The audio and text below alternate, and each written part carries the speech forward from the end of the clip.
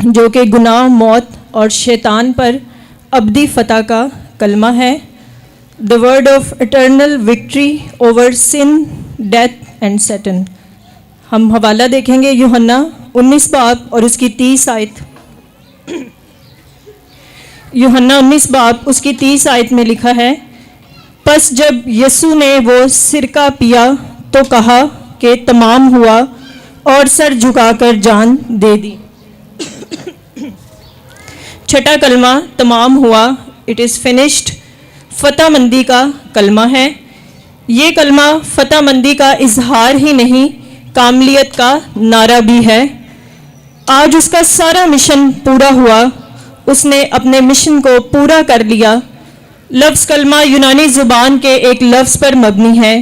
یہ شکست کی پکار نہیں، بلکہ اس میں عمیق معنی بھرے ہوئے ہیں.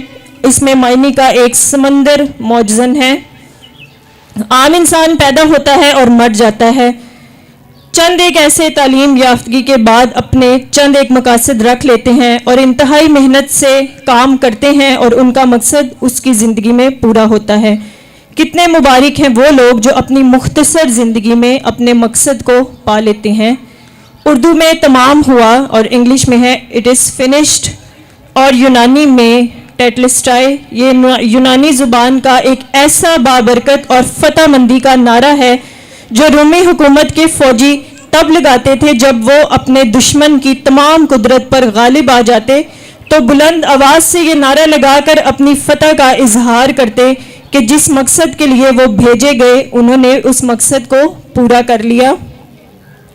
ویسے ہی جب یسوع مسیح نے صلیب پر یہ نعرہ لگایا تو ابلیس اور اس کی تمام قوتوں کو شکست دے کر آسمانی باپ کے منصوبہ اور مشن کو پورا کر دیا، جو تمام بنی نوع انسان کے لیے نئی راہ، حق اور زندگی کا پیغام ہے. انجیل کے قرضدار پادری فیصل جان کھوکھر کا یہ کہنا ہے کہ یونانی زبان میں اس کا مطلب ہے قرض یا قرض پورا ادا کر دیا، چکا دیا، یا کوئی قرض باقی نہیں رہا. It's man Jesus paid it all on calorie.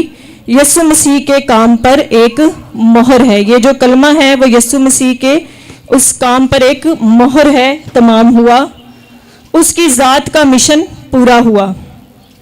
مسیح خداوند کے سامنے ایک مشن یا مقصد یہ تھا کہ وہ اپنے بھیجنے والے کی مرضی کو پورا کرے، اور اس کا مشن جو پورا کرنا تھا وہ یہ تھا کہ نجات کے کام یعنی خدا کے سپرد کردہ کام کو تکمیل تک پہنچا دیں.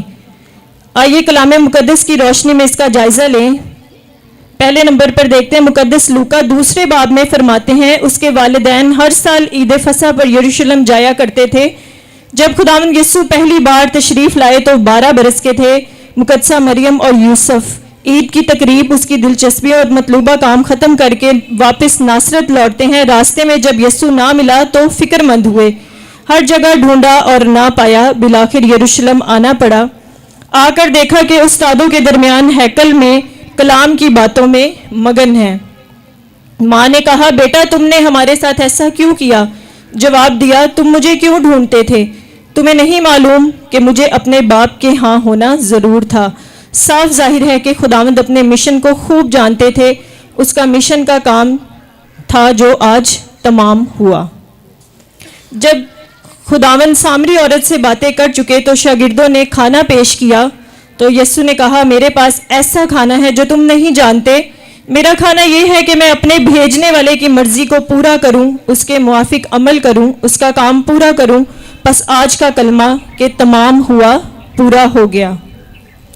آخری بار یروشلم جاتے ہوئے دیکھا گیا کہ وہ تیز تیز قدم اٹھا رہا تھا تاکہ یروشلم جائے اور مصلوب ہو اور اپنے مشن کو پورا کرے. اس کا مدعی زندگی اس پر حاوی تھا. وہ اپنے جسم و جان اور روح سمیت اس میں گرد تھا. اس نے اپنی زندگی کا ہر لمحہ اس کی نظر کا رکھا تھا. وہ اپنے مشن کی تکمیل کے لیے کوشاں رہا. آج اس کا مشن پورا ہوا، یعنی نجات کا کام پورا ہو گیا. ایک مقصد یہ بھی فرمایا کہ یہ نہ سمجھو کہ تورات اور نبیوں کی کتابوں کو منسوخ کرنے آیا ہوں. منسوخ کرنے نہیں بلکہ پورا کرنے آیا ہوں. پولس رسول اسی جانب اشارہ کر کے کہتا ہے کہ جو کام شریعت جسم کے سبب کمزور وہ وہ کر نہ سکی وہ خدا نے کیا۔ سوال یہ پیدا ہوتا ہے کہ کون سا کام، یہ کس کام کی طرف اشارہ ہے؟ پولس رسول اس پر یوں تبصرہ کرتے ہیں، تمہاری خلاصی فانی چیزوں یعنی سونے چاندی سے نہیں بلکہ ایک بے عیب اور بے داغ برہ یعنی مسیح کے خون سے ہے۔ چنانچہ یوحنا رسول اپنے خط میں یوں فرماتا ہے کہ اس کا خون ہمیں تمام گناہوں سے پاک کرتا ہے، گناہ سے پاک کرنے، ابدی زندگی دینے اور نجات کا کام پورا کرنا آج تمام ہوا۔ یہ پایا تکمیل کو پہنچا، یہ تھا اس کی ذات کا مشن۔ اس کے بعد ہم دیکھتے ہیں گناہ کی معافی کا کام مکمل ہوا۔ مسیح خداوند کی موت اور کفارے نے تمام گناہوں کو مٹا دیا اور ہمارے سارے قصور معاف کیے۔ آج جانوروں کی قربانیاں ختم ہوئیں۔ ہماری مسیحی دنیا میں کوئی ایماندار کسی قسم کی قربانی پر اکتفا نہیں کرتا، جبکہ مسیح خداوند کی دنیا میں آمد سے قبل جانوروں کی قربانی گناہ کے مٹانے کے لیے دی جاتی تھی۔ سردار کاہن برے اور بچڑے کا خون لے کر سال میں ایک بار ہیکل کے پاک ترین مقام میں داخل ہوتا تھا تاکہ گناہ کا کفارہ دے، لیکن کفارہ جانوروں کی قربانی سے دیا جاتا تھا۔ مسیح خداوند کی قربانی نے کفارے کے کام کو پورا کر دیا۔ کلسیوں کا مصنف لکھتا ہے، اس نے ہمارے سارے قصور معاف کیے اور حکموں کی وہ دستاویز مٹا ڈالی جو ہمارے نام پر اور ہمارے خلاف تھیں، اور اسے صلیب پر کیلوں سے جڑ کر سامنے سے ہٹا دیا۔ اسی طرح معافی کے کام پورے ہو گئے۔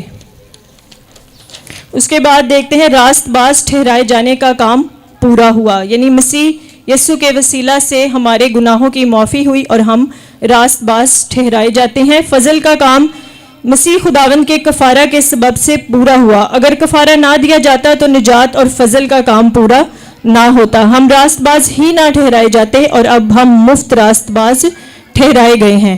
رومیہ 24 باب کی 3 آیت میں پولس رسول فرماتے ہیں کہ ہم اس کے فضل سے کے سبب سے مفت راست باز ٹھہرائے جاتے ہیں، اور پھر ایک اور آیت میں لکھا ہے، جب ہم گناہگار ہی تھے تو مسیح ہماری خاطر موا۔ ہم اس کے خون کے سبب اب راست باز ٹھہرائے اور اس کے وسیلہ سے غضب الہی سے ضرور بچیں گے۔ شریعت خدا کے غضب اور سزا کو پیش کرتی ہے، مگر مسیح خداوند کا خون اور قربانی اس کے فضل، محبت اور نجات کو پیش کرتے ہیں۔ اس کا خون ہمیں راست باز ٹھہراتا ہے اور نجات بخشتا ہے۔ اس کی قیمت روپے اور پیسوں، دھن دولت سے ادا نہیں ہو سکتی۔ پولس رسول نے فرمایا کہ جو یسوع مسیح کے ہیں، انہوں نے جسم کو اس کی رغبتوں اور خواہشوں سمیت صلیب پر کھینچ دیا ہے۔ غلطیوں 24 باب کی 5ویں آیت ہے۔ اس کے بعد ہم دیکھتے ہیں تمام ہوا۔ اس کلمہ کا منطق بھی محبت پر مبنی ہے۔ کرنتھیوں 13 باب کا مصنف لکھتا ہے کہ محبت یعنی حقیقی محبت کو زوال نہیں، کیونکہ حقیقی محبت کی ماہیت اور صرف یہ ہے کہ وہ سب کچھ برداشت کرتی ہے، سب کچھ سہ لیتی ہے، راستی سے خوش ہوتی ہے، اور پھر آخر میں سب چیزوں سے افضل ہے۔ یعنی محبت جو ہے وہ سب چیزوں سے افضل ہے، اور اس طرح مسیح نے ہمارے لیے اس صلیبی موت کو برداشت کیا اور اس محبت میں ہمارے لیے اپنی قیمتی جان کا نذرانہ دیا۔ اس کے بعد ہم دیکھتے ہیں خدا کیا ہے۔ خدا روح حق ہے، نور اور پھر محبت ہے۔ روح حق اور نور درست ہے، لیکن یہ اس کی لازوال محبت، الفت اور لگن تھی جو اسے گناہگار انسان کے پاس کھینچ کر لے آئی اور اپنے آپ کو خود موت کے حوالہ کر دیا تاکہ بدی اور گناہ کے زور کو مٹا ڈالے۔ فرمایا، میں اپنی جان دیتا ہوں، کوئی مجھ سے چھینتا نہیں بلکہ میں اسے آپ ہی دیتا ہوں۔ یوحنا 10 باب کی 17 اور 18 آیت میں یہ لکھا ہے۔